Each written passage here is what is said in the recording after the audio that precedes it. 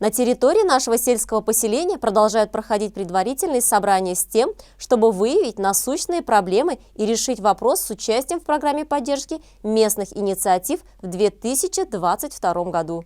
Собрание жителей по участию в программе поддержки местных инициатив, которое состоялось в деревне Старобабичево, открыл глава сельского поселения Азамат Гайфуллин, который в ходе мероприятия ознакомил участников с задачами конкурса и правилами участия. Участники собрания единогласно решили, что сельское поселение будет участвовать в конкурсной программе. Было выдвинуто несколько предложений, которые могли бы реализовать с ее помощью. Путем голосования выбрали капитальный ремонт кровли детского сада «Радуга» в деревне Старобабичево. Сметная стоимость проекта составляет 1 миллион 450 тысяч рублей. На собрании также определились суммы софинансирования проекта со стороны жителей и со стороны спонсоров. В ходе мероприятия также была выбрана инициативная группа, которая в случае победы заявки будет контролировать ход ведения работ, заниматься сбором денежных средств среди населения в рамках софинансирования проекта.